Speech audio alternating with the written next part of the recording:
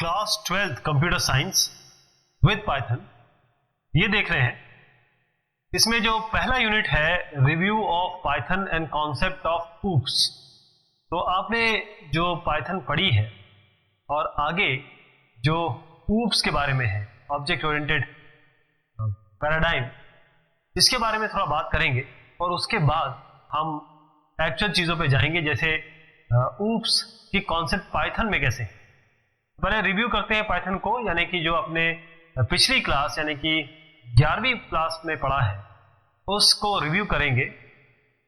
इसमें हम देखेंगे इंटरैक्टिव मोड क्या होता है, स्क्रिप्ट मोड क्या होता है, डेटा टाइप्स क्या होंगे, फंक्शंस कैसे थे पाइथन में, थोड़ा सा एक ग्लिम्स लेंगे सबका, sequential statement, selective statement, looping construct, string और स्ट्रिंग के मेथड, लिस्ट और लिस्ट के मेथड, ट्यूपल और ट्यूपल के मेथड, फिर डिक्शनरी और डिक्शनरी के मेथड। सबसे पहले ये देखिएगा कि 11वीं क्लास में जो पाइथन प्रोग्रामिंग लैंग्वेज हमने देखी और वही हम अभी इसमें जारी रखेंगे। यहां पर ध्यान रखिएगा कि पाइथन एक हाई लेवल प्रोग्रामिंग लैंग्वेज है और एक जनरल पर्पस प्रोग्रामिंग लैंग्वेज है। जनरल पर्पस का मतलब ये होता है ये बहुत सारे कामों में आती है, कुछ जो होती है स्पेसिफिक लैंग्वेज होती है, किसी चीजों के लिए बनी होती है। तो पाइथन जो है वो कंपाइल्ड लैंग्वेज नहीं है, इसमें कंपाइलर नहीं होता, इसमें इंटरप्रेटर होता है।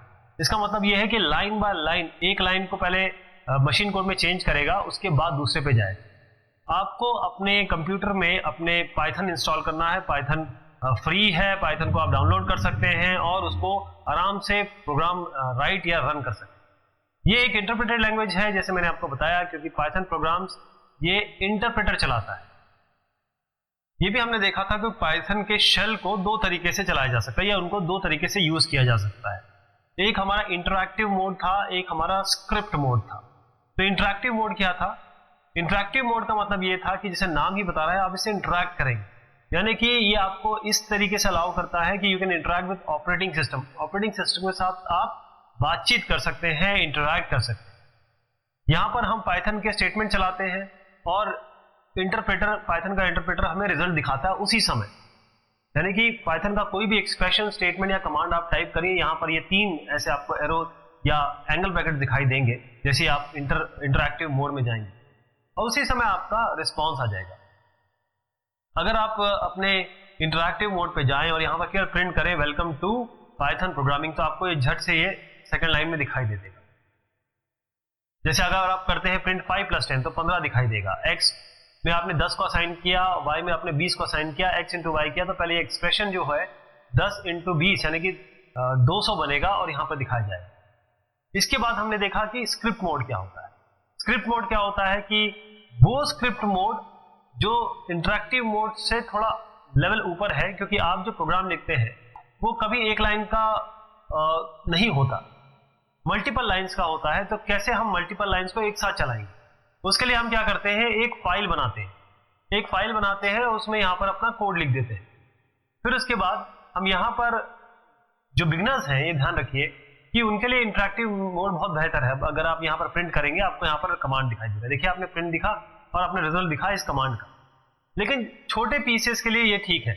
जहां तक आप बड़े प्रोग्राम की बात करेंगे, जैसे मान लीजिए मैट्रिक्स मल्टीप्लिकेशन का प्रोग्राम लिखना है आपको, तो आप स्क्रिप्ट मोड में जाएंगे, एक स्क्रिप्ट लिखेंगे, उसको .py से सेव करेंगे, फिर उसको कॉल करके चलाएंगे, राइट। तो एक से ज्यादा लाइन लिखने के लिए या एक से ज्यादा आपको चीजें लिखनी है, पूरा एक कंप्लीट प्रोग्राम बनाना है, तो बार बार उसको एडिट करना, बार बार कैसे कर पाएंगे? उसके लिए आपके पास इंटरैक्टिव मोड है। तो थोड़ा और अगर आप एडवांस में चले जाएं, यानी कि आप थोड़ा बिगिनर लेवल से ऊपर चले जाएं, तो बेटर ये रहेगा कि आप स्क्रिप्ट मोड पर जाएं। बस ये है कि ड्रॉबैक ये है स्टेटमेंट्स इंटरैक्टिव मोड में, लेकिन इसका इंटरैक्टिव मोड का ड्रॉबैक ये है। लेकिन यहाँ ऐसा नहीं है, यहाँ पर ऐसा नहीं है। आप स्क्रिप्ट मोड में जो लिखेंगे वो आपके पास रहेगा और आप उसको स्क्रिप्ट को खोलिए, एडिट करिए, दोबारा चलाइए, नंबर्स दूसरे दीजिए, ऐसे आप कर सकते हैं।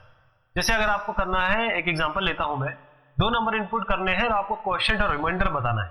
जैसे मैं अगर आप ये 15/2 करूं तो 2, ये अगर मैं इसको इस तरीके से डिवाइड करूं तो 2 7 14 होता है और 14 करेंगे तो 1 ये आएगा। तो क्वोशिएंट इसमें क्या हो गया, ये, और रिमाइंडर हो गया ये दोनों निकालना है आपको। तो अगर हम 15/2 करेंगे तो हमारे पास क्या आएगा, इसका क्वोशिएंट आएगा। 15 मॉड्यूलो 2 करेंगे तो जो रिमाइंडर बचेगा वो आएगा। तो हम क्या करेंगे, सबसे पहले एक स्क्रिप्ट मोड में एक कोड लिखेंगे, एक स्क्रिप्ट में .py नाम की स्क्रिप्ट होगी, जो भी नाम आप देंगे .py करिएगा उसको। इनपुट करेंगे पहला नंबर ए में, दूसरा नंबर करेंगे बी में, क्वेश्चन निकालना है तो print question a by b करेंगे कॉमा लगा के। ये जो चीज आप डबल कोट्स में दिख रहे हैं ये आपको दिखाई देगी और ये एग्जीक्यूट होगी। ये और भी तो पता नहीं ना, जो यूजर डालेगा उस हिसाब से एग्जीक्यूट होता है। ऐसे रिमाइंडर करना है तो ए मॉड्यूलो बी करेंगे। इंटरैक्टिव मोड में इसी लाइन का अगर आप आउटपुट देखेंगे तो पहला नंबर दूसरा नंबर एंटर कराएंगे, क्वेश्चन आपको 3 आ जाएगा, रिमाइंडर आपको आ। उसके बाद हमने देखा वेरिएबल और टाइप्स। वेरिएबल टाइप्स क्या होता है, बहुत जरूरी है कि हम, क्योंकि एक ग्लिम्स में चीजें जानना चाह रहे हैं, तो हमने इंटरैक्टिव और स्क्रिप्ट मोड के बारे में शुरुआत की बात। अब वेरिएबल और टाइप, सबसे पहले चीज ये आती है कि आप कैसे किसी चीज को रखेंगे या मैनिपुलेट करेंगे। जैसे आपने कहा कि मुझे x 2+3 करना है, तो मैं क्या करूंगा, x को 2 में रखूंगा और x एक वेरिएबल बनाऊंगा, y एक वेरिएबल बनाऊंगा। अब क्या होगा कि 2x में डाल देंगे, 3y में डाल देंगे। अब मैंने कहा x + y। अब देखिए ये 2 और 3 के लिए जनरलाइज हो गया, यानी कि 2 3 डालें, चाहे 50 60 डालें, चाहे 200 300 डालें, है ना।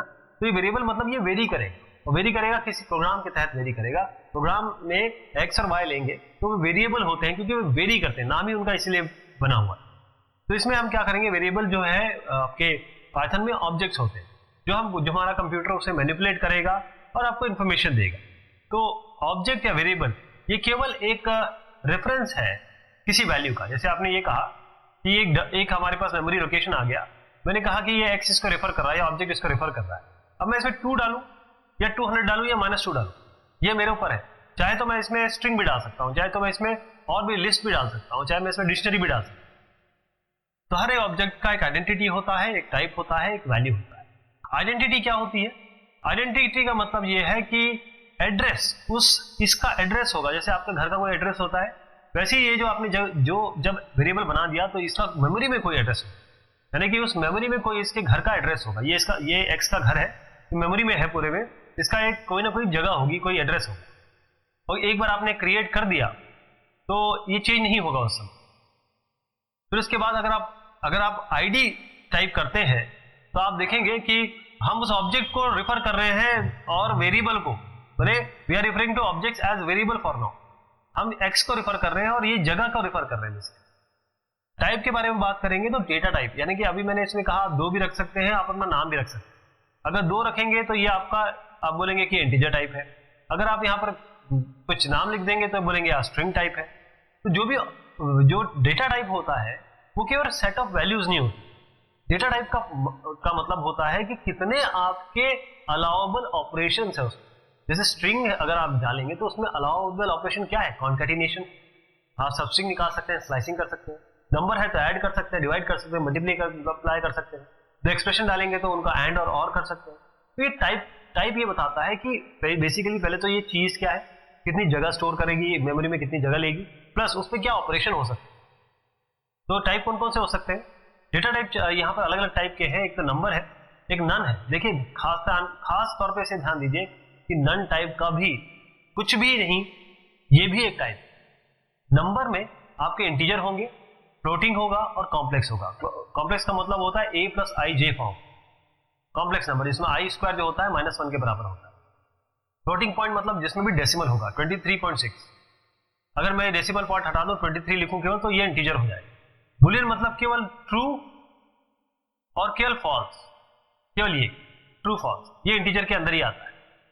अब आप सीक्वेंस की बात करेंगे तो स्ट्रिंग्स है, ट्यूपल है, लिस्ट, ऐसी सेट्स है, ऐसी मैपिंग है। मैपिंग के अंदर डिक्शनरी आता है क्योंकि इसमें की वैल्यू पेयर होती है। यहाँ पर क्या होती है, हर चीज जो होती है हम इंडेक्स से करते हैं, यानी कि जैसे आपने यहाँ पर नंबर लिख दिए 1 5 6, ये आपका लिस्ट हो गया। ऐसे ट्यूपल होते हैं, ऐसी स्ट्रिंग्स होती है। स्ट्रिंग्स में क्या होता है कि यहाँ पर आपके कैरेक्टर्स आएंगे बस, और कुछ नहीं। तो नंबर की बात करें तो नंबर डेटा जो टाइप वो न्यूमेरिकल वैल्यूज के लिए होता है। ये डेटा टाइप इम्यूटेबल होता है। इम्यूटेबल का मतलब ये है कि इस ऑब्जेक्ट की वैल्यू आप चेंज नहीं कर सकते, इसको रीअसाइन करना पड़ेगा, यानी कि इन प्लेस चेंज नहीं कर सकते। तो नंबर्स आपके इंटीजर या लॉन्ग हो सकते हैं। अगर आपको होल नंबर रखना है, यानी कि डेसिमल डिजिट रखना है बगैर फ्रैक्शन के, तो इंटीजर और लॉन्ग यूज करेंगे। अगर आपको फ्रैक्शनल पार्ट भी रखना है, जैसे 23.6 मैंने बताया था, तो आप फ्लोट ऑफ फ्लोटिंग पॉइंट रखेंगे। फ्लोट ऑफ फ्लोटिंग पॉइंट उसका डेटा टाइप देंगे।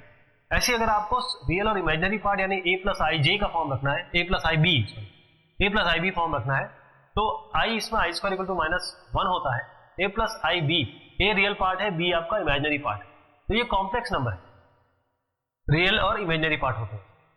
ऐसी नन, अब नन बड़ी एक स्पेसिफिक चीज है, ये एक स्पेशल डाटा टाइप है जिसकी एक सिंगल वैल्यू होती है। अगर कोई भी जगह पे वैल्यू नहीं आई, कोई आपने वैल्यू नहीं दी कहीं पे, या फॉल्स आ गया, तो उस दोनों ही सिचुएशन में नन होता है। नन एक स्पेशल डेटा टाइप है, ध्यान रखिएगा। None is again a data type, it's a proper data type. ये आपको और चीजों और प्रोग्रामिंग लैंग्वेज में नहीं मिलेगा। सीक्वेंस की बात करें, सीक्वेंस का मतलब यह होता है एक के बाद एक, जैसे हम लाइन में खड़े हो जाते हैं कहीं पे, हम एक सीक्वेंस बना रहे हैं, तो ये ऑर्डर्ड कलेक्शन है आइटम का, जिसको हम इंडेक्स करेंगे पॉजिटिव इंटीजर्स। ध्यान रखिएगा, पॉजिटिव इंटीजर्स। तो इसमें म्यूटेबल और इम्यूटेबल दोनों ही वेरिएबल है। म्यूटेबल वेरिएबल वो होता है जहां पर उस वैल्यू में चेंज, इसकी वैल्यू चेंज हो सकती है। इम्यूटेबल का मतलब होता है वो ऐसी वैल्यू जहां पर ऐसा वेरिएबल जिसकी वैल्यू चेंज नहीं कर सकती, ऐसे डेटा टाइप। तो 3 टाइप के आपके सीक्वेंस होते हैं, स्ट्रिंग, लिस्ट और ट्यूपल्स। स्ट्रिंग, लिस्ट और ट्यूपल्स। तो जो स्ट्रिंग है ये लेटर्स या कैरेक्टर का ऑर्डर्ड सीक्वेंस है। इसको हम सिंगल कोट्स में या डबल कोट्स के अंदर रखते हैं। जो कोट है ये तो देख रहे हैं, ये पार्ट नहीं होता स्ट्रिंग का, ये केवल बताने के लिए कि ये स्ट्रिंग है, कहां स्ट्रिंग शुरू हो रहा है, कहां एंड हो रहा है स्ट्रिंग। इसके अंदर कोई भी कैरेक्टर या साइन आप डाल सकते हैं, स्पेस भी डाल सकते हैं, और ये इम्यूटेबल होते हैं। इम्यूटेबल यानी इसको इन प्लेस आप चेंज नहीं कर सकते। अगर एक स्ट्रिंग है जिसकी लेंथ 1 है तो उसको पाइथन मानता है कि ये कैरेक्टर दिया हुआ है। इसी तरीके से लिस्ट होती है। लिस्ट में क्या होता है, एक सीक्वेंस होता है किसी भी टाइप का। यहां पर क्या हो गया और यहां पर क्या हो गया, यहां कोई भी टाइप हो सकता है। यानी कि जो वैल्यू होंगी लिस्ट में उसे हम एलिमेंट और आइटम कह रहे हैं। ये खास तौर पे ध्यान दीजिएगा कि स्ट्रिंग्स इम्यूटेबल है लेकिन लिस्ट म्यूटेबल है। यही अंतर है इन सब चीजों में, जैसे आगे आप जो देखेंगे। तो म्यूटेबल कौन सा है, इम्यूटेबल कौन सा है। तो ये लिस्ट म्यूटेबल है, ये इंडेक्स्ड है, मतलब इंडेक्स से आप इसको एक्सेस करेंगे, ऑर्डर्ड है। इसको हम स्क्वायर ब्रैकेट में रखते हैं, स्क्वायर ब्रैकेट में रखते हैं। ट्यूपल्स की बात करेंगे, ट्यूपल्स ये भी सीक्वेंस है और ये इंडेक्स किए जाते हैं इंटीजर से।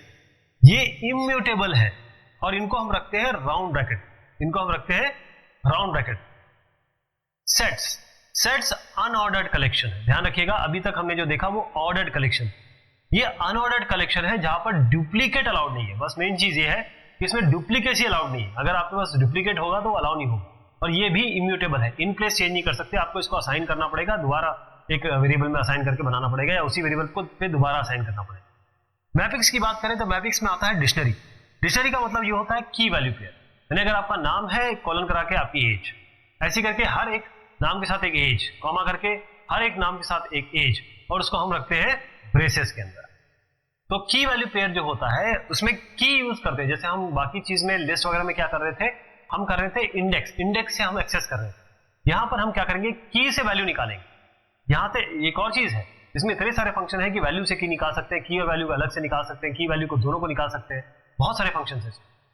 वैल्यू की बात करें तो वैल्यू एक ऐसा नंबर है, या कोई भी नंबर है या लेटर है या स्ट्रिंग, कोई भी नंबर, लेटर या स्ट्रिंग ये वैल्यू में आता है। अगर आप बाइंड करते हैं या असाइन करते हैं वेरिएबल को, to bind value to variable, आपको असाइनमेंट ऑपरेटर यूज करना पड़ता है इस तरीके से। जैसे आपने x को 2 दे दी, ये आपका क्या हो गया, एक वैल्यू आपने असाइन कर दी। कीवर्ड्स की बात करें, कीवर्ड्स का मतलब क्या होता है कि इंटरप्रेटर के पास कुछ शब्द होते हैं जिससे वो समझता है कि यहां पर क्या होने वाला है, प्रिंट के बाद क्या आएगा। तो प्रिंट समझता है कि आगे की जो चीज है मुझे प्रिंट करवानी है, या इसके आगे प्रिंट कमांड हो। अगर DEF लिखा हुआ है, मान लीजिए DEF लिखा हुआ है, तो इसका मतलब यह है कि इसके आगे जो चीज लिखी होगी वो फंक्शन का नाम हो। ऐसे कुछ कीवर्ड जो हर एक प्रोग्रामिंग लैंग्वेज में कहीं ना कहीं उनके पास कुछ सेट ऑफ वर्ड्स होते हैं जो उनके कंपाइलर या इंटरप्रेटर के लिए मीन करते हैं।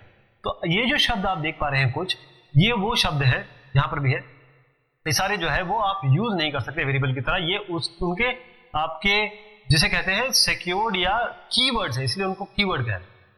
अगली चीज जो आती है, डेटा टाइप के बारे में बात कर ली हमने, इंटरैक्टिव और इस मोड के बारे में बात कर ली, आपके स्क्रिप्ट मोड की। अगली चीज आती है कि अब आपको, क्योंकि असली काम क्या है, कंप्यूटेशन वाली बात करनी है। कंप्यूटेशन का मतलब है आपके पास ऑपरेटर होने चाहिए, ऑपरेंड्स होने चाहिए। बहुत ही सिंपल में बताता हूं मैं आपको। जैसे मैंने लिखा, मैंने 5 + 6, इसमें जो 5 और 6 है ये आपके ऑपरेंड्स हो गए, प्लस आपका ऑपरेटर हो गया। तो ऑपरेटर ये ऐसे स्पेशल सिंबल्स हैं जो कंप्यूटेशन करेंगे।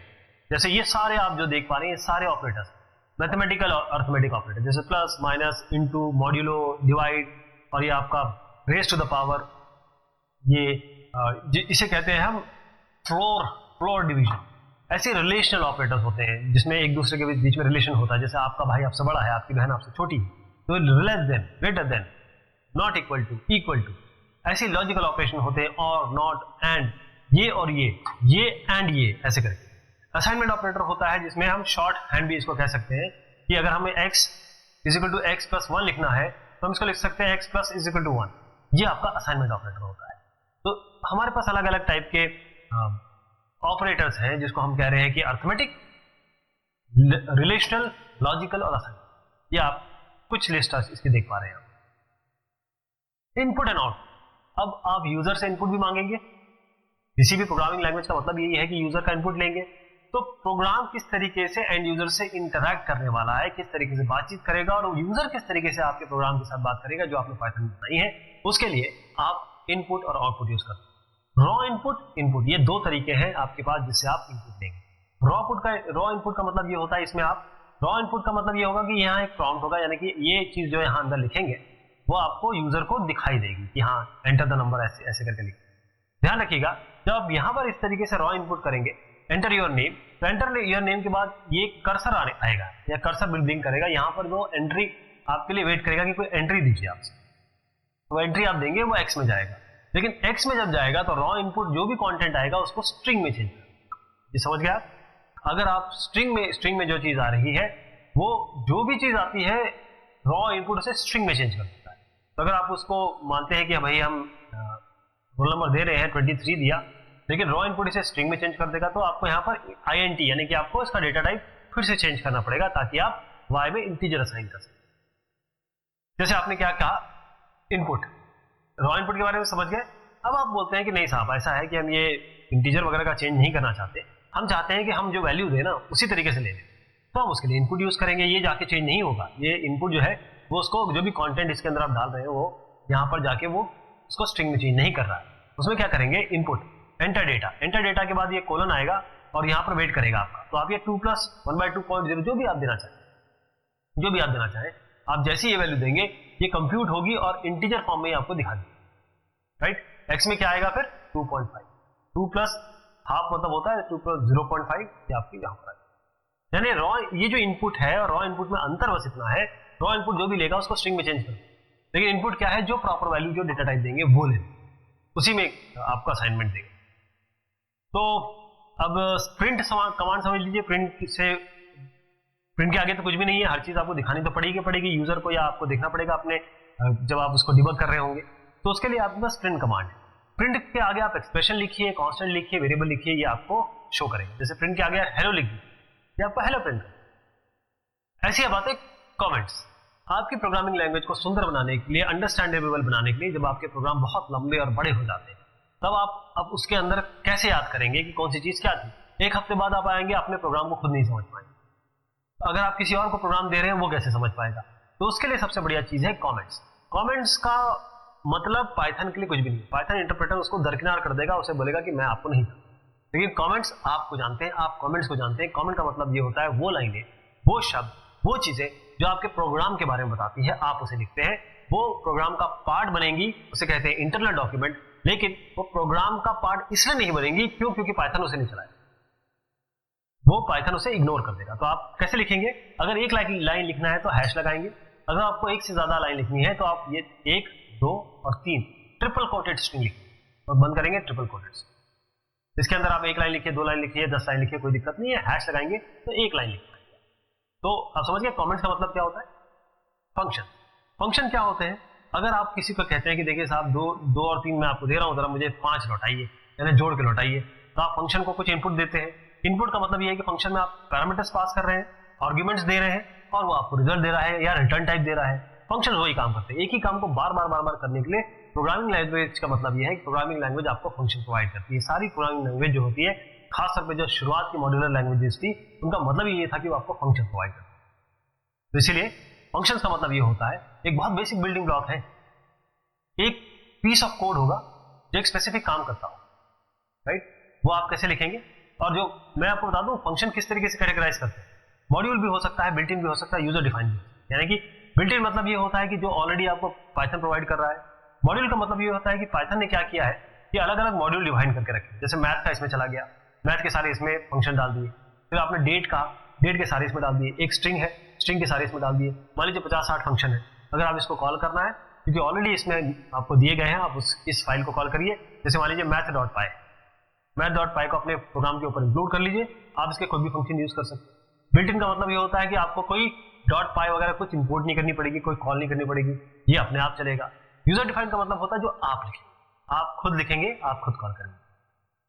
तो मॉड्यूल क्या होता है? मॉड्यूल एक ऐसी फाइल है जिसमें पाइथन के डेफिनेशन होते हैं या फंक्शन होते हैं और स्टेटमेंट होते हैं। ये स्टैंडर्ड लाइब्रेरी है पाइथन की, जिसको प्रोग्रामर को किस तरीके से दिया जाता है कि प्रोग्रामर को कहा जाता है लिखिए, देखिए मैं आपको अलग अलग मॉड्यूल दे रहा हूँ, मैथ का काम करना है तो ये मॉड्यूल करिए, स्ट्रिंग का काम करना है तो ये मॉड्यूल करिए, अलग अलग आपको उन्होंने मॉड्यूल प्रोवाइड कर दिए। अगर आपको इसको यूज करना है, if you want to employ it, अगर आपको यूज करना है तो आप क्या करेंगे? इसको इंपोर्ट करना पड़ेगा। क्या करना पड़ेगा? इंपोर्ट करना पड़ेगा। इसके बाद हम इंपोर्ट एक बार कर लेंगे, फिर हम इसके फंक्शन को कॉल कर सकते, वेरिएबल को कॉल कर सकते अपने कोड। तो दो तरीके हैं, आप मॉड्यूल को अगर अपने प्रोग्राम में, अपने जो पाइथन में यूज करना चाहेंगे उसके फंक्शन को, तो एक हो सकता है इंपोर्ट, एक हो सकता है फ्रॉम। इंपोर्ट सबसे सिंपल और सबसे ज्यादा यूज होने वाला तरीका है जिसमें हम मॉड्यूल को कॉल करते हैं। इसमें क्या करेंगे? प्रोग्राम की पहली लाइन इंपोर्ट, यहां पर मॉड्यूल जितने भी आपको कॉल करने हैं कॉमा लगा के लिख दीजिए। अच्छा, ये चीज मैं बताऊं आपको, इंपोर्ट पाइथन में एक बड़ा अच्छा है, ये इंपोर्ट आप कहीं भी लिख सकते हैं, लेकिन मैं आपको एडवाइस करूंगा कि जैसे हम पहले प्रोग्रामिंग लैंग्वेजेस में करते आए हैं, हमेशा ये पहली लाइन होनी चाहिए। उसके बाद हम एक एग्जांपल लेते हैं, इसको कैसे यूज करेंगे।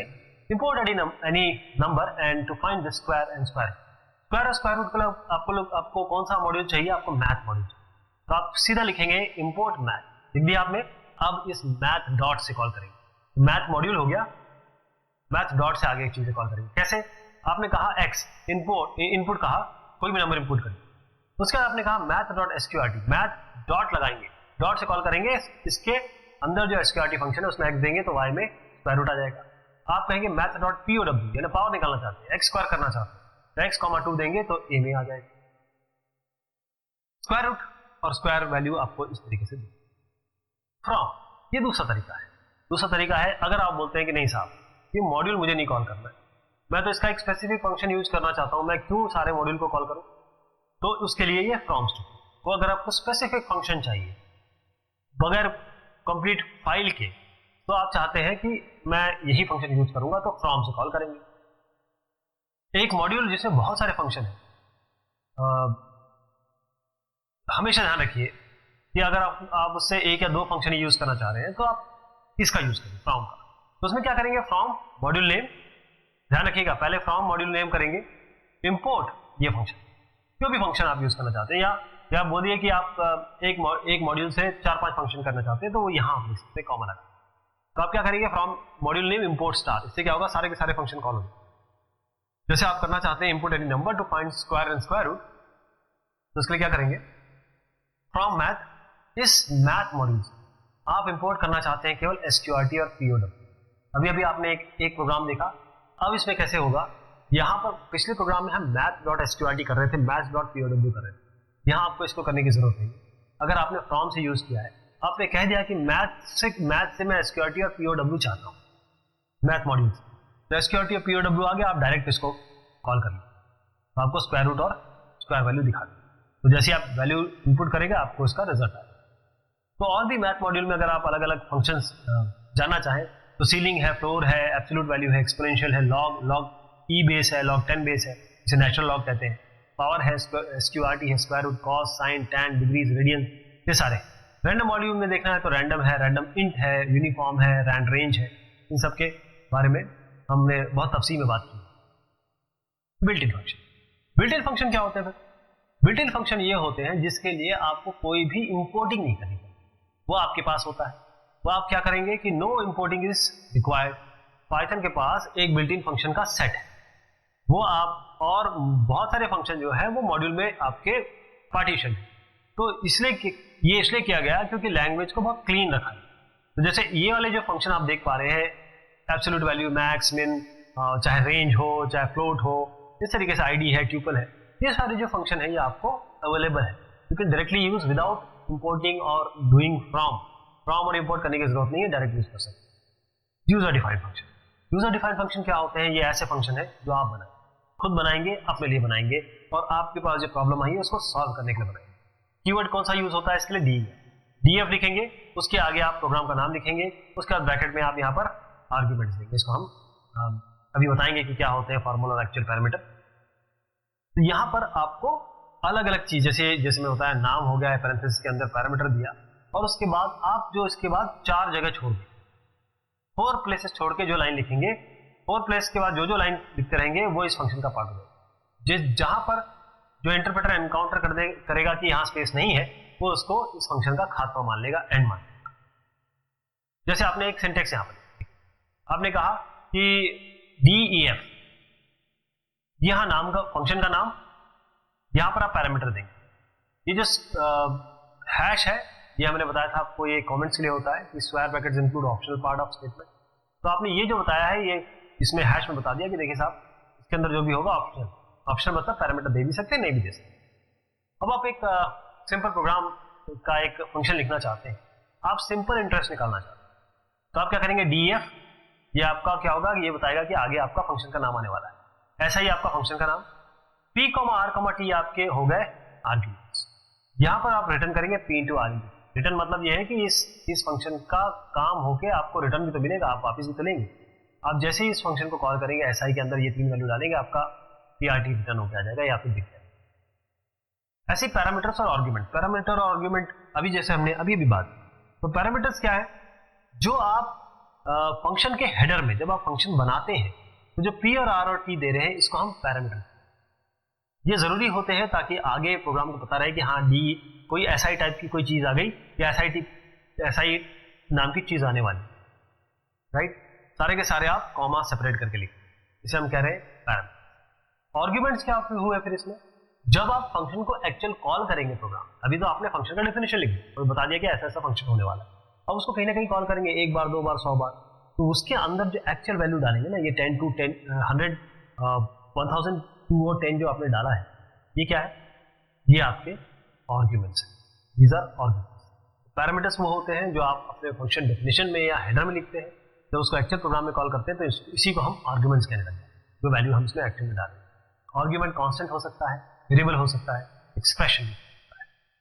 इसको समझिएगा कि हमने एक यहाँ पर आउटपुट लिखा, यानी हम फंक्शन लिखना चाह रहे हैं। DEF से पता चलता है कि आगे फंक्शन आने वाला है, ये फंक्शन का नाम है P, R equal to 100, T is equal to 5। इसमें हमने क्या किया कि P जो है वो आपको वैल्यू देनी पड़ेगी पक्का, लेकिन R और T ऑप्शनल छोड़। क्यों? क्योंकि R और R कोई नहीं देगा तो 10 अपने आप ले लेगा, T इज इक्वल टू 5 यानी कि T कोई नहीं देगा तो 5 अपने आप ले लेगा। इसका मतलब इसको हमने डिफॉल्ट आर्गुमेंट बना, तो रिटर्न PRT इंटू 100। तो P देखिए हमने अब ये P और R और T यहाँ पर कहाँ कहलाएंगे? पैरामीटर। लेकिन यहाँ पर जैसे हम इसको कॉल करेंगे ऐसा ही 10,000 तो ये जाएगा P में, R और T तो आपके पास ऑलरेडी है, ये आपको सिंपल इंटरेस्ट दिखा देगा। ऐसे यहाँ पर 20,000 और 5 दिया तो P इसमें आ जाएगा। R जो है आपने ओवरराइड कर दिया, मतलब आप 10 नहीं लेगा, ये 5 लेगा, और यहाँ पर 100, ये 5 तो है ही है। अगर आप 50,000 7 और 3 देंगे तो 50,000 P में जाएगा, ये ओवरराइड हो जाएगा, यहाँ 7 आ जाएगा, ये ओवरराइड हो जाएगा, यहाँ पर इस तरीके से आपको ये रिजल्ट मिल जाएगा अलग अलग। अब किसी भी प्रोग्राम में एक फ्लो होता है, किसके बाद क्या चीज होगी, या फिर आप किसी चीज को जंप कराना चाहते हैं, आप एक चीज को बार बार चलाना चाहते हैं, या फिर किसी कंडीशन पे यहां या वहां जाना चाहते हैं, तो उसके लिए क्या होता है? हमारे पास फ्लो ऑफ एग्जीक्यूशन में समझिएगा कि प्रोग्राम का किस तरीके से हम एग्जीक्यूशन टॉप टू बॉटम होगा।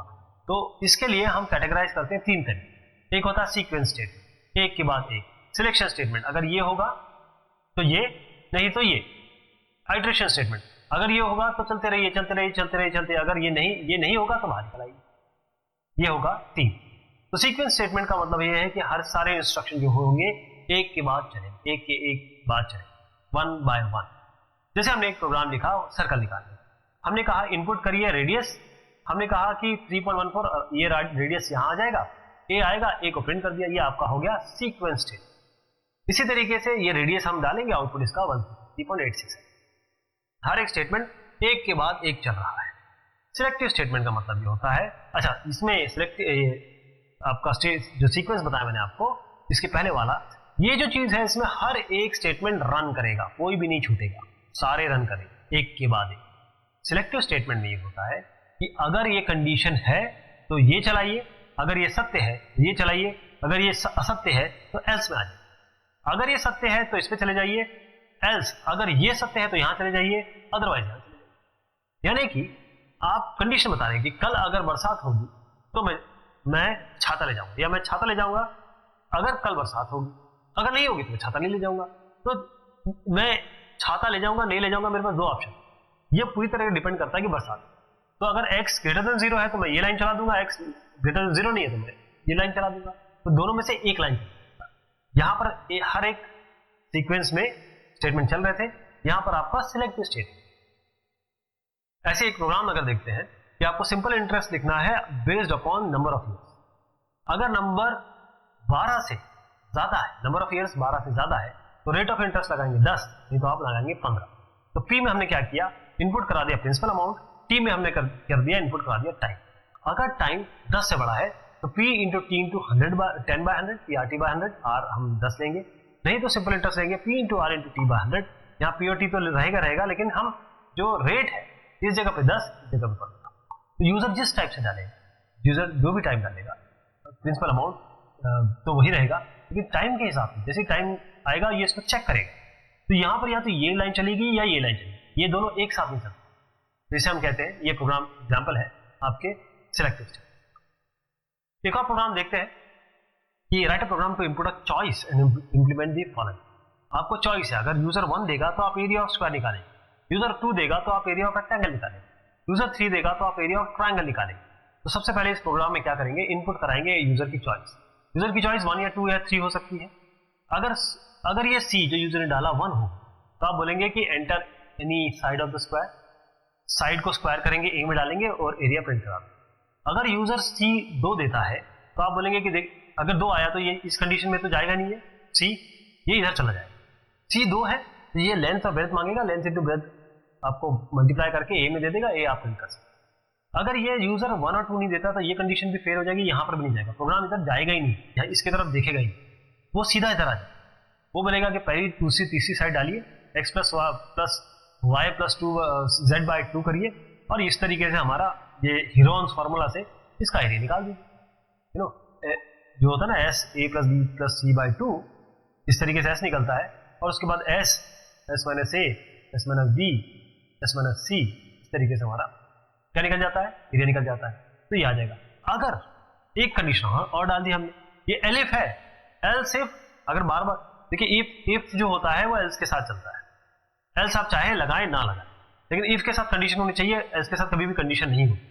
लेकिन अगर आपको एक से ज्यादा इफ कराने हैं तो आप एल्स नहीं एलिफ कर, एलिफ चलता चला जाता है। और हमेशा ध्यान रखिएगा इफ के साथ एल्स की कोई बाध्यता नहीं है, इफ अपने आप में चलता है। लेकिन इफ के बाद अगर आप कराना चाहते हैं कि देखिए साहब इफ कंडीशन फेल हुई तो कुछ एल्स में भी तो दिखाना है, उसके लिए आप क्या करेंगे, यहाँ पर एक लास्ट में एक एल्स बोलेंगे कि देखिए अगर ये नहीं चल रहा है तो जरा एल्स कर दीजिए, और यहाँ पर लिख दीजिए रॉन्ग इनपुट, एक लास्ट में एल्स। इसके बाद हम आते हैं इटरेटिव। इटरेटिव स्टेटमेंट क्या होते हैं, एक ही चीज को बार बार over and over again conditional test पे चलाना है तो आप करेंगे इटरेटिव। 2 लूप है आपके पाइथन के पास, एक फॉर है एक वाइल का है, दोनों बिल्कुल सेम है, दोनों एग्जैक्टली सेम है, दोनों ही एंट्री कंट्रोल लूप। तो इसके लिए क्या करेंगे, सिंटेक्स इस तरीके से होता है फॉर का, फॉर यहाँ पर वेरिएबल होगा आई जे, इस तरीके से देंगे। इन रेंज, रेंज में 3 चीजें आ सकती हैं, ये तीनों भी ऑप्शनल है, एक स्टार्ट है, एक स्टॉप है और एक स्टेप है। हमेशा ध्यान रखिएगा ये जो स्टॉप का मतलब होता है स्टॉप प्लस, अगर आप 4 देंगे तो ये केवल 3 तक चलेगा, 5 देंगे तो 4 तक चलेगा। इसका सिंटेक्स वाइल का क्या होगा, वाइल यहाँ पर एक कंडीशन देंगे और यहाँ पर स्टेटमेंट चलेगा। आप एग्जांपल से समझिए, write a program to input any number and to print all natural numbers up to given number. तो हम ये चलाएंगे फॉर से, इनपुट कराएंगे यूजर से कि भाई साहब आपको नंबर कितने चाहिए, n में ले लेंगे, from i in range 1,n+1। आप ध्यान रखिएगा ये जो होगा ना, यूजर ने तो n डाला है लेकिन ये चलेगा केवल n-1 तक, तो आपको n+1 करना पड़ेगा। प्रिंट i, हर बार ये i जो भी नंबर आप देंगे i से शुरू करेगा n+1 तक जाएगा। तो यहाँ पहले पहला वैल्यू जो होगी वो 1 होगी, 1 से शुरू किया ना हमने, स्टार्ट 1 से किया, n+1 यानी कि n कहाँ तक जाएगा, ये n+1, तो 1 से लेकर शुरू करेगा और आपने जो भी वैल्यू यहाँ तक इनपुट किया यूजर ने 10 की, तो 1 से लेकर 10 तक। ऐसी एक प्रोग्राम लिखना है, इनपुट करेंगे नंबर को और सम कराना है सारे नेचुरल नंबर उस गिवन नंबर, तो जैसे 1 2 3 डाला आपने, तो 1 + 2 + 3 आना चाहिए। नंबर एंटर कराएंगे, सम 0 देंगे क्योंकि हमको 1 + 2 कराना है, फिर उसके बाद 1 + 2 का रिजल्ट 3 में ऐड करा, सम को 0 दिया आपने क्या किया, फॉर का लूप लगाया, i इन रेंज 1, n+1 आप समझ गए क्यों किया, क्योंकि ये इसकी बाउंड्री होती है, हमेशा एक आपको ज्यादा देना पड़ेगा, वरना वो एक कम कर, मतलब उस यहाँ जो भी वैल्यू देंगे उससे कम तक चलाता है। आप करेंगे सम = सम + i, जो भी आता रहेगा i का वो सम + i होता रहेगा, सम में होता रहेगा, और आप प्रिंट सम करा देंगे। 5 करेंगे तो 1 + 2 + 3 + 4 + 5 15 आपको देंगे। एक प्रोग्राम लिखना है, input any number and to reverse find the reverse of that. तो आप क्या करेंगे, नंबर देखिए, रिवर्स नंबर मतलब क्या है कि देखिए कोई भी नंबर जब आएगा और उस नंबर को रिवर्स करना है, जैसे 1 + 2 123 है, तो अगर इसका नंबर रिवर्स करना है, जैसे मैं अगर आपका दो का ले लूँ ओनली 2 का, जैसे 53 को रिवर्स करना है 35, तो आप क्या करेंगे, 53 लीजिए, ठीक, इसका मॉड्यूलो निकालिए, मॉड्यूलो 10 निकालिए। अगर मैं इसे 10 से डिवाइड करूँ तो कितना आएगा, 10 यहाँ पर आएगा, 10 5 50, 10 5 50 और 50 करेंगे तो ये 3 आ जाएगा। तो मुझे यहाँ पहला डिजिट इससे मिल गया क्वोशंट, और रिमाइंडर मुझे यहाँ से मिल गया। तो मैं अगर रिमाइंडर को क्वोशंट से ऐड कर दूं, है ना, रिमाइंडर को 10 से मल्टीप्लाई करके क्वोशंट से ऐड कर दूं, 35 हो जाएगा, यही तो उल्टा हो गया, ये तो रिवर्स हो गया, वही हमने यहाँ नंबर एंटर कराइए जब तक ये नंबर > 0 रहेगा। अब ये 2 के लिए क्या, ये कोई भी नंबर डालेंगे उसमें चलेगा। आप क्या करेंगे, r में r × 10 करेंगे, ये रिमाइंडर × 10, 3 × 10 किया था, और n मॉड्यूलो 10, इसका मॉड्यूलो 10, ठीक है, 3 निकल आया। इस तरीके से n = n/10, जैसे 123 है, अब आपने जब एक बार इसको 100 से डिवाइड या 10 से डिवाइड कर दिया, तो आपने 3 अलग कर लिया, फिर 120 बचा, यानी मतलब 12 आ गया। 12 को फिर से 10 से डिवाइड करेंगे, तो बार बार इसको 10 से डिवाइड करना पड़ेगा, ताकि एक एक नंबर हम निकालते रहे मॉड्यूलो करके। तो उसके बाद रिवर्स नंबर आपका print. Write the output of the following program. Sum आपका 0 है, i इन रेंज 1, 12, 11, 2। तो इसका आप देखिए 1 से शुरू कर रहे हैं, आप 11 तक जा रहे हैं। अब 11 मतलब ये 10 तक चलेगा, इसलिए ध्यान रखिएगा।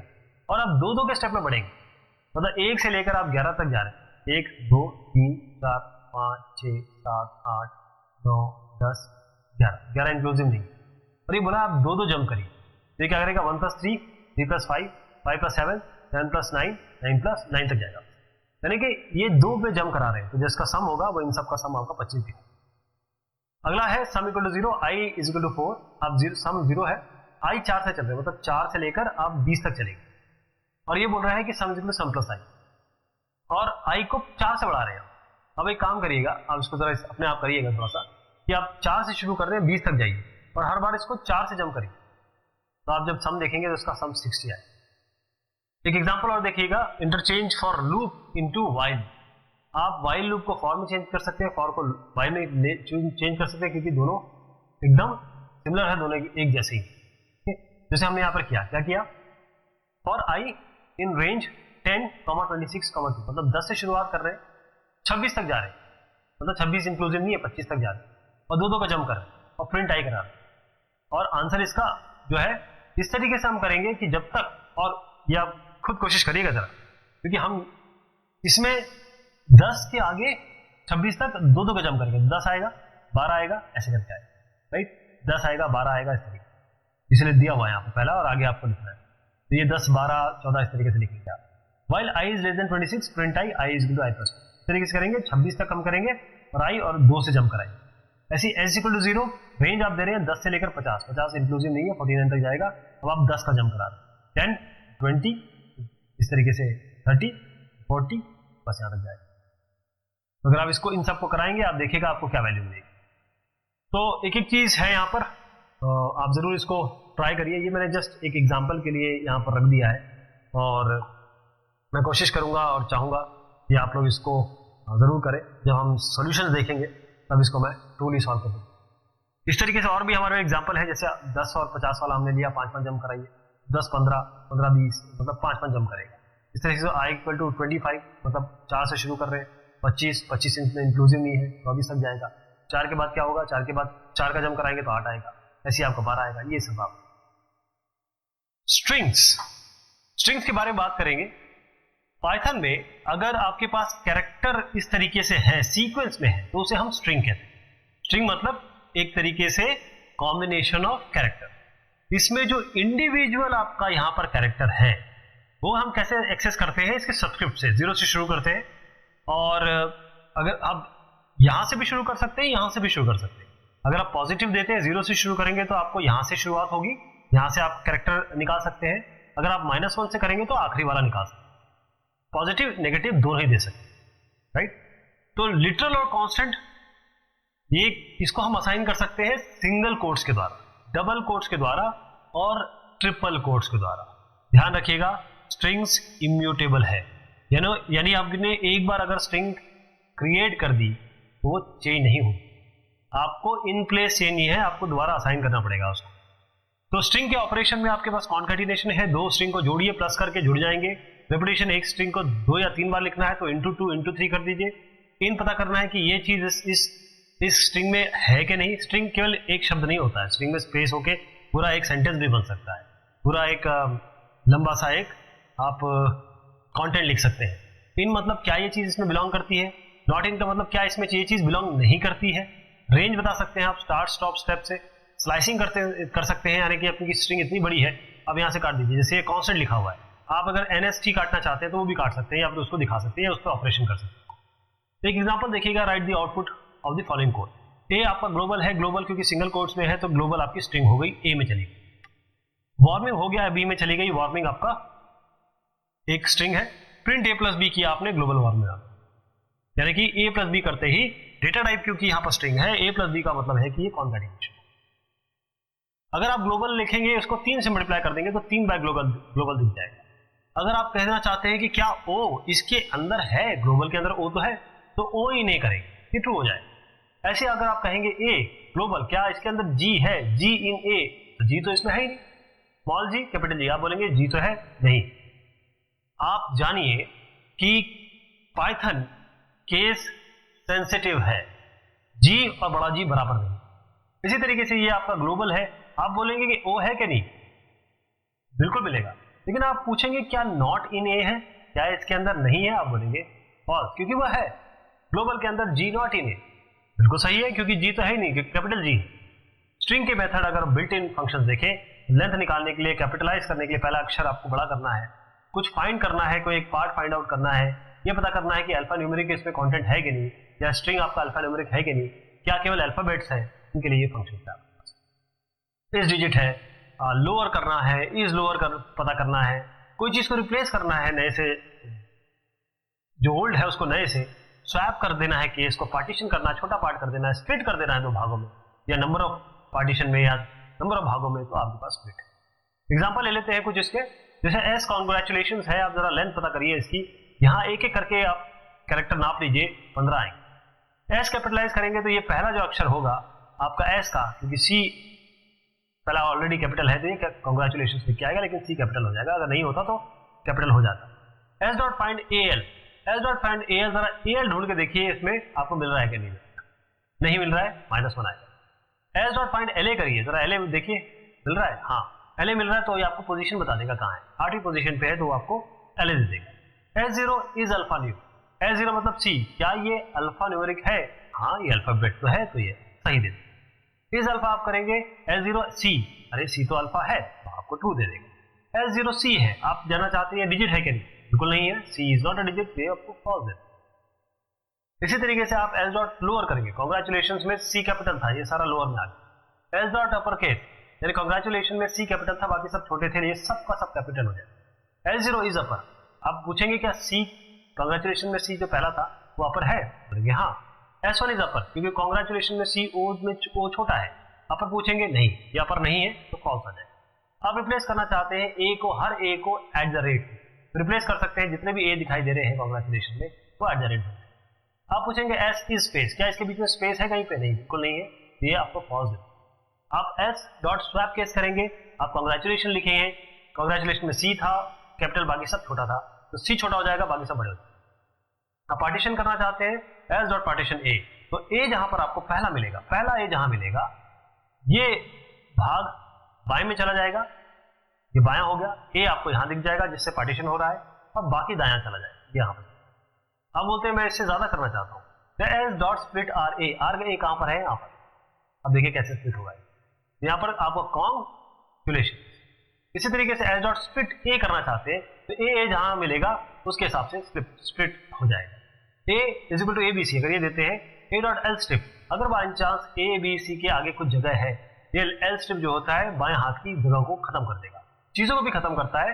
जैसे आर स्ट्रिप करना चाहते थे, ए बी सी के बाद में कुछ जगह है, आपको ये जगह खत्म करके दे देगा। एक एग्जांपल देखते हैं, एक प्रोग्राम लिखना है, इनपुट करना है स्ट्रिंग को और काउंट करना है कि कितने अपर केस है कितने लोअर केस। तो आप स्ट्रिंग को एंटर कराइए, जानते हैं कि स्ट्रिंग को एंटर कराना है तो आपको रॉ इनपुट यूज करना पड़ता है। आपने कहा कि RINTS, ये आपने कहा कि इंटीजर एक ये जो है इसको आपने कुछ बनाया। अब देखिए हम क्या करना चाहते हैं, सबसे पहले क्या करेंगे, हमने ये इसलिए क्यों किया, हम ये जानते हैं कि हमको S जो हमने स्ट्रिंग यूजर ने एंटर की, हम पहले जानते हैं कि उसका लेंथ निकालें। अब जब हम लेंथ निकाल लें उसके बाद हम क्या करेंगे, जब तक आई हमने 0 लिया उसके लेंथ तक जाएंगे और हर एक कंटेंट जो यूजर ने एंटर किया हुआ है, जो यूजर ने एंटर किया हुआ है वो हम SI यानी एक एक करके चेक कराएंगे क्या लोअर है कि नहीं, और अगर लोअर ट्रू है तो हम इसको एक को L को बढ़ा दें। हमने L और U लिए हुए, ठीक है, L को भी 0 लिया हुआ है और U को भी 0 लिया हुआ है। L हमारा लोअर केस के लिए गिनेगा, U हमारा अपर केस के लिए गिनेगा। तो हमने क्या किया, ये स्ट्रिंग में जो भी स्ट्रिंग आ रही है, ये जो आपका स्ट्रिंग मिल रहा है आपको, आप डायरेक्ट इसको यूज कर सकते हैं, डायरेक्टली यूज S। तो लेंथ S किया, SI, S ये आपके इंडिसेस होते हैं, 0 से शुरू होगा, ये एक एक करके चेक होगा, अगर बाई चांस अगर आपका लेंथ तक पूरे लेंथ तक जाएगा, अगर लोअर है ट्रू है तो इसको L बढ़ा देगा, अगर अपर है तो अपर बढ़ा देगा और हर बार I को बढ़ाता रहेगा। टोटल आपको U की जो वैल्यू आएगी वो अपर केस होंगे, टोटल जो आपके L आएंगे वो आपकी लोअर केस होंगे। जैसे आपने कोई स्ट्रिंग एंटर की पाइथन PROG, इसमें कितने कैपिटल है देखिएगा, 1 2 3 4 5, कितने स्मॉल है, 1 2 3 4 5, 5 और 5 आपका उत्तर आएगा। इसी तरीके से जरा आउटपुट दीजिए इसका, ये वाले कोड का, इसमें इंडियन फेस्टिवल्स, इसमें ये कैपिटल है, 1 2 3 4 5 6 7 8 9 10 कैपिटल दिख रहे हैं यहाँ, जिनमें में कोई फिर हो सकता है। अभी फिलहाल देखते हैं कि हमारे पास दिखने में 1 2 3 4 5 छोटे, इज लोअर इज अपर। जैसे आप ये चेक कराएंगे आप देखेंगे कि इसमें आपने लोअर को अपर करा दिया, अपर को लोअर करा दिया, सारे जो लोअर थे वो लोअर, अपर थे वो लोअर हो गए, लोअर आपके अपर हो गए। ये कोड ये लोअर को अपर कर रहा है। अब इसके बाद हम बात करते हैं लिस्ट। लिस्ट स्ट्रिंग की तरह है, लिस्ट सीक्वेंस है, ये भी वैल्यूज के। स्ट्रिंग में क्या होता है कि कैरेक्टर डालते हैं, जबकि लिस्ट में ये कोई भी टाइप का हो सकता है। ध्यान रखिएगा, आपके इसमें लिस्ट में कोई भी डेटा टाइप हो सकता है। जो भी लिस्ट के अंदर एलिमेंट होंगे उन्हें हम कहेंगे एलिमेंट या आइटम या मेमोरी। ये एक ऑर्डर्ड सेट होता है, यानी कि सीक्वेंस में आपका ऑर्डर्ड वैल्यू होती है जिसको हम स्क्वायर ब्रैकेट में रखते हैं। जो वैल्यूज है इसकी स्ट्रिंग की वैल्यू चेंज नहीं हो सकती, लिस्ट की वैल्यू चेंज हो सकती है, इसलिए इसको म्यूटेबल है। ये वैल्यूज के लिए सेट है, तो हम यहां पर इंडेक्स यूज करेंगे स्क्वायर ब्रैकेट के साथ, ताकि कौन सी वैल्यू इसमें आ रही है। लिस्ट की स्लाइसिंग कैसे करेंगे, स्लाइस ऑपरेटर लिस्ट में काम करता है, यानी कि अगर आपके पास कुछ लिस्ट बनी हुई है, आप कोई एक पार्टीशन लेना चाहते हैं, कोई एक भाग लेना चाहते हैं, तो स्लाइसेस जो होती है बाउंड्री होती है, ध्यान रखिएगा, जो भी बाउंड्री होगी उससे एक कम चलेगा, जो भी कंटेंट आएगा उस बाउंड्री के बीच में आएगा। तो सीक्वेंस इस तरीके से हम लिखे, L स्टार्ट स्टॉप स्टेप, ये सारे ऑप्शनल है। पहला अगर ओमिट कर देते हैं तो लिस्ट के शुरुआत से शुरू हो जाएगा, अगर आप स्टॉप ओमिट कर देते हैं तो एंड से शुरू होगा, मतलब यहां 0 से शुरू होगा। अगर आप कुछ नहीं देते हैं तो स्टॉप मतलब एंड तक चला जाएगा, अगर आप ये छोड़ देते हैं तो एक एक स्टेप से आगे बढ़ेगा। एक एग्जांपल लेते हैं, लिस्ट हमने बनाई L 10 20 30 40 50, ध्यान रखिएगा स्क्वायर ब्रैकेट में हमने ये वैल्यूज दी, ये वैल्यूज कुछ भी हो सकती है, जरूरी नहीं है कि नंबर। आपने कहा 2 से 4 चाहिए, 0 1 2 3 4, 2 से 4 में 30 40 50 आना चाहिए था, लेकिन 4 मैंने कहा कि इंक्लूडिंग नहीं है, इंक्लूसिव नहीं है, 4 को छोड़ देगा। ये आपकी बाउंड्री कंडीशन है। ये 2 से 4 -1 तक चलेगा, 2 2 3 30 और 40 वैल्यू आएगी। लिस्ट के अलग अलग मेथड है, अपेंड है, एक्सटेंड है, पॉप है, डेल है, रिमूव है, इंसर्ट है, सॉर्ट, रिवर्स, ब्लेंड। जैसे कुछ का अगर हम ट्राई करें, अगर हमारे पास ये लिस्ट है, हम अपेंड करना चाहते हैं, यानी कि ये वैल्यू जो है हम ये इसमें एंटर कराना चाहते हैं, ये आखिर में जाके, अगर आपने कुछ नहीं दिया ये आखिर में जाके जुड़ जाएगी। अगर आप देखेंगे नई लिस्ट को प्रिंट करेंगे तो यहाँ पर 2500 आपको यहाँ। इसी तरीके से आपके पास एक L1 लिस्ट है और आप कहते हैं कि इसमें 3000 और 3500 है, मैं चाहता हूं कि इस L को एक्सटेंड कर दिया जाए या बढ़ा दिया जाए। तो L.L1 यानी कि L.L1, तो ये इसके साथ जुड़ जाए, एक्सटेंड कर दिया हमने इस लिस्ट को इससे। अगर आप रिजल्ट देखेंगे तो ये तो लिस्ट आपकी प्रीवियस थी, ये जो 2 नंबर जुड़े हैं ये आपके L2 के कारण जुड़े। L.Pop, अगर आप पॉप करना चाहते हैं, कुछ नहीं देंगे तो ये आखिरी एलिमेंट निकाल के दे देगा और इसको प्रिंट भी करा सकते, इसीलिए प्रिंट हो रहा है। पॉप का मतलब है कि आपको वैल्यू निकाल के भी देगा, प्रिंट भी करके देगा। L.Pop3 करना चाहते हैं आप, 0 1 2 3, तीसरा नंबर कौन सा है, 2000, ये आपको पॉप कर देगा। प्रिंट है, अगर आप प्रिंट एल कराएंगे तो जो आपको पॉप के बाद, पॉप मतलब आपने उसको हटा दिया, उस रो वैल्यू वहां से हट गई, आपने 2 वैल्यू हटाई, कौन कौन सी हटाई, 2000 हटा दी, 3500 हटा दी, क्या है आपके पास 2000, 3500 को हटा के आपकी लिस्ट आ गई। आप डिलीट करना चाहते हैं L2, तो जो 0 1 2 1500 हट जाएगा, बाकी आपको लिस्ट प्रिंट करेंगे तो 1500 हट गई। रिमूव करना चाहते हैं आप 1000 को, आप जानते हैं कि नंबर को मुझे रिमूव करना है, आप डायरेक्ट नंबर डाल सकते हैं, अब ये 1000 हट, 500 2500 3000। आप इंसर्ट करना चाहते हैं तीसरी पोजीशन में 35, ये अपनी जगह बनाएगा, 0 1 2 है, तीसरी पोजीशन ये है, 3500 में आप चाहते हैं इसको रिवर्स करना, तो 3500 सबसे पहले आ जाएगा, फिर 3000, फिर 2500, फिर 500। L.Reverse में आपको रिवर्स दिखाएगा, उल्टी हो जाएगी आपकी लिस्ट। L.Sort करना चाहते हैं तो ये आपका असेंडिंग ऑर्डर में लगा देगा, सबसे पहले 500, फिर आपके पास 2500, फिर 3000, फिर 3500। लेंथ जाना चाहते हैं, अभी कितनी लेंथ है, 1 2 3 4 4। ये जो ऑपरेटर है प्लस और ये स्टार या इंटू है, ये भी हम लिस्ट को अप्लाई में लगा सकते हैं। प्लस हम यूज करते हैं कॉन्कैटिनेट करने के लिए, जोड़ने के लिए दो लिस्ट को, इंटू करते हैं उसको रिपीट करने। जैसे आपके पास एक लिस्ट है 10 20 30, m है आपके पास 40 50, जरा दोनों को जोड़ दीजिए, L + M 10 20 30 40 50 आ जाएगा। आप कहते हैं मुझे m को 3 बार करना है, यानी कि अब जब आएगा 40 50 40 50 40 50 आएगा, ये आपका 40 50 40। अगर आप b को प्रिंट करें।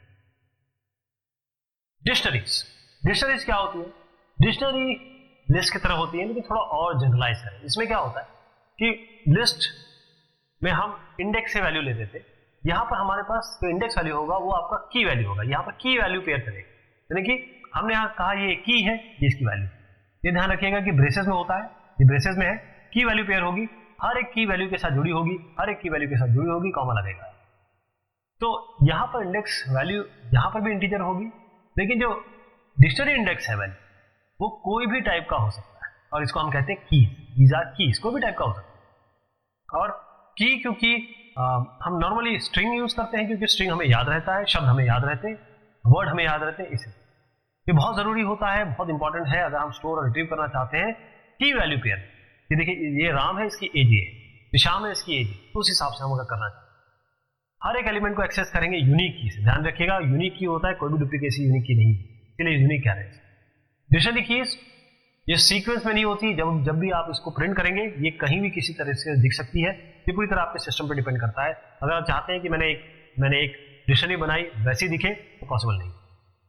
की वैल्यू पेयर, की वैल्यू पेयर का मतलब होता है हर एक की एक वैल्यू के साथ मैप, और ये इसके इंडेसेस होते हैं, ये की 1 की 2 की 3 ही इंडेसेस होते हैं, हर एक की से मैप हो रही है, जो एसोसिएशन है की वैल्यू का, इसको हम कहते हैं की वैल्यू। डिक्शनरी हम करते हैं किस तरीके से, round brackets, curly brackets, curly bracket जिसे हम ब्रेसेस भी कहते हैं। डिक्शनरी के अलग अलग मेथड है, CMP, LEN, clear, get, has key, item key, values, update, DICP, बहुत सारे मेथड है इसके पास, हम एक को यूज करते हैं। हमने क्या किया, DICP एक इनबिल्ट फंक्शन है, ये मंथ को एक डिक्शनरी बनाता है। अगर आप मंथ को प्रिंट करते हैं तो ये डिक्शनरी बनी है लेकिन अभी खाली है। अब आप क्या कर रहे हैं, मंथ में 1 आपके पास की है, उसके साथ असाइन कर रहे हैं किसको, एक की वैल्यू को। 1 का मतलब 1 के साथ जनवरी वैल्यू की तरह जोड़ देंगे, 2 के साथ फरवरी वैल्यू की तरह। अगर इसका प्रिंट कराएंगे तो 2 आपने क्या किया था फेब, 1 किया था जनवरी। देखिए ऑर्डर एकदम चेंज हो गया, पहले ये किया था बाद में ये किया था, लेकिन ऑर्डर चेंज हो गया, इससे ये आपके सिस्टम स्पेसिफिक है। लेंथ जानना चाहेंगे मंथ का, तो कितने इसमें की वैल्यू पेयर है, एक ये 2 आए। मंथ डॉट गेट 1, जरा 1 क्या 1 का जरा इस की का जरा वैल्यू पता करें, जनवरी है क्या आ जाए। मंथ डॉट गेट 1 फेब, 1 के साथ फेब तो है नहीं, 1 के साथ है नहीं, 1 के साथ क्या है, जनवरी है तो जनवरी दिखाएगा। मंथ डॉट कीज, कितनी कीज है इसमें, एक 2 है एक 1 है, ये लिस्ट की तरह शो होगी, लिस्ट की तरह शो होगी। मंथ हैज की, क्या इसके अंदर इस आपने जो डिक्शनरी बनाई उसमें क्या 1 की तरह है, अब देखिए हाँ बिल्कुल है, 2 आ जाएगा। मंथ हैज की 3 तो है ही नहीं उसमें, 1 और 2 है तो फॉल्स आएगा। मंथ डॉट आइटम्स, आइटम्स अगर आप कहेंगे की वैल्यू पर बन के आपको लिस्ट की तरह दिखाते हैं। मंथ डॉट वैल्यूज, अब की आप ढूंढ चुके थे, अब वैल्यूज ढूंढना चाहते हैं तो फेब और जनवरी। m is equal two month, अगर आपने कहा मैंने मंथ को अब m को असाइन कर दिया, अब मैंने कंपेयर किया क्योंकि मंथ और m दोनों बराबर हो गए, दोनों को कंपेयर कराएंगे तो 0 आएगा। एक डिक्शनरी और बनाइए n, अब ये डिक्शनरी बनाई है तो खाली है, m और n को कंपेयर कराइए, m बड़ा है n छोटा है 1, n छोटा है m बड़ा है -1, क्योंकि n कुछ है ही नहीं, खाली है। m डॉट क्लियर, आप चाहते हैं कि m जो हमने बनाया उसको बिल्कुल क्लियर कर दें, तो अगर क्लियर करते हैं मतलब सारे की वैल्यू उसके हट जाएंगे, प्रिंट हम कराएंगे तो आपके खाली है। ट्यूपल्स, ट्यूपल क्या होता है, ट्यूपल सीक्वेंस है वैल्यू, ट्यूपल सीक्वेंस है वैल्यू का, जहां पर कोई भी टाइप का हो सकता है कंटेंट और उनको हम इंटीजर से इंडेक्स करेंगे। ट्यूपल और लिस्ट में क्या अंतर है, ये तो सारी जो डेफिनेशन हो गई वो लिस्ट की होगी, हम यहां पर वैल्यू चेंज नहीं कर सकते, इसीलिए ये इम्यूटेबल है। ट्यूपल्स आर इम्यूटेबल जबकि लिस्ट म्यूटेबल है, इन प्लेस चेंज हो सकता है, लिस्ट में ट्यूपल में नहीं हो सकता है।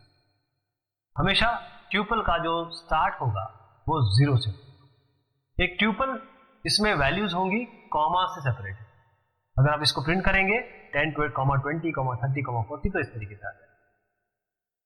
यही सेम चीज ट्यूपल की तरह पैरेंथेसिस में प्रिंट हो जाएगी। अगर आपको सिंगल एलिमेंट करना है तो अगर आप इस तरीके से करें t इक्वल टू 10, यहां पर आप कॉमा देंगे, बस एक नंबर उसके बाद कॉमा, तो एक सिंगल वैल्यू अगर बनानी तो जो वैल्यू जो पैरेंथेसिस के अंदर आती है वो ध्यान रखिएगा ट्यूपल नहीं होती।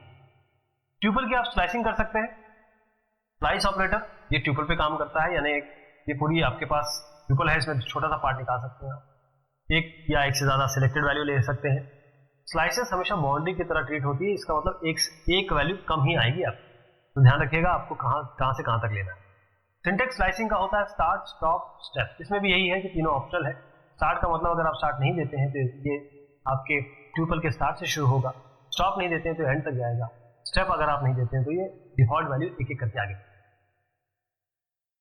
जैसे हमने एक ट्यूपल बनाया 10, 20, 30, 40, 50, हमने कहा 2 से 4 चाहिए, 0, 1, 2, 3, 4, 2 से 4, 30 और 40 तक जाएगा, 4 उसमें इंक्लूडिंग नहीं है क्योंकि बाउंड्री कंडीशन, तो 30, 40 ध्यान रखिएगा।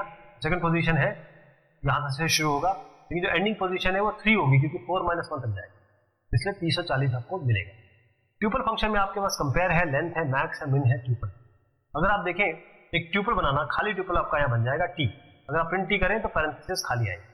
अगर आप ट्यूपल बनाना चाहते हैं इस तरीके से मंडे, ट्यूसडे, वेडनेसडे यहाँ तक संडे तक देते प्रिंट कराएंगे तो आपको ये इस तरीके से दिख जाएगा।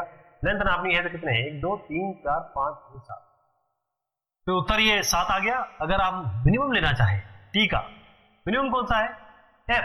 देखिए ABCDEF से जाइए जरा, एफ सबसे पहले आता है तो ये मिनिमम आपका ट्राई आएगा, और मैक्स पे जाएंगे तो डब्ल्यू सबसे बाद में आता है तो आपका मैक्स टी आ जाएगा। तो रिवाइज करते हैं, इंटरेक्टिव मोड मतलब ये होता है जैसे आप इंटरेक्ट करना चाहते हैं OS के साथ तो इंटरेक्टिव मोड यूज करेंगे पाइथन का। स्क्रिप्ट मोड यानी कि आप चाहते हैं कि पूरा एक स्क्रिप्ट यानी कि प्रोग्राम लिखें, उसको रन कराएं और इंटरप्रेटर उसको पूरे एक तरीके से देखे तो आप स्क्रिप्ट मोड लेंगे। नंबर, आप वो नंबर डेटा टाइप जो न्यूमेरिकल वैल्यू स्टोर करने के काम में आता है। सीक्वेंस आपके ऑर्डर्ड कलेक्शन होते हैं आइटम को, और ध्यान रखिएगा इंडेक्स में होते हैं पॉजिटिव। अर्थमेटिक ऑपरेटर में आपके पास ये ऑपरेटर्स हैं, रिलेशनल में ये है, लॉजिकल में ये है, एंड और नॉट, असाइनमेंट में ये है। असाइनमेंट का मतलब होता है प्लस इज इक्वल टू, यानी कि x plus is equal to 1 कर रहे हैं तो इसका मतलब होता है x is equal to x plus 1। Function जो पाइथन में है, फंक्शन एक नेम है, अगर आप कुछ सेट ऑफ स्टेटमेंट बार बार चलाना चाहते हैं तो फंक्शन होता है। मॉड्यूल का मतलब ये होता है कि एक ऐसी फाइल .py से होती है जहां पर फंक्शन और स्टेटमेंट रखे। स्टैंडर्ड लाइब्रेरी पाइथन की इसको एक्सटेंड किया गया है एज मॉड्यूल, तो प्रोग्रामर को एज अ मॉड्यूल चीजें मिलती है। स्ट्रिंग की बात करें तो कंसेक्यूटिव कैरेक्टर का सीक्वेंस, और जो इंडिविजुअल कैरेक्टर है उसको हम सबस्क्रिप्ट या इंडेक्स से कॉल करते हैं। लिस्ट एक स्ट्रिंग की तरह ये भी लिस्ट है, लिस्ट में कोई भी टाइप का डेटा रख सकते हैं। डिक्शनरी ये भी लिस्ट की तरह है, यहाँ पर थोड़ा जनरलाइज कर दिया गया, यानी कि जो लिस्ट है इंडेक्स वैल्यू उसमें इंटीजर होगा, जबकि डिक्शनरी इंडेक्स वैल्यू उसका कोई भी डेटा टाइप हो सकता है जिसको हम की कहते हैं। इसमें की वैल्यू पेयर के हिसाब से। ट्यूपल की बात करेंगे तो ट्यूपल एक सीक्वेंस डीबी वैल्यूज का है, इसमें भी कोई टाइप का हो सकता है, ये भी इंडेक्स कर सकते हैं। लिस्ट और ट्यूपल में अंतर ये है कि लिस्ट आपका म्यूटेबल है, ट्यूपल्स आपका इम्यूटेबल। तो ये हमने कुछ बात की आपके पाइथन के बारे में, ये एक रिवीजन था, आगे एक्चुअल चीजें शुरू होंगी। तब तक भी शुक्रिया, मेहरबानी आप सभी।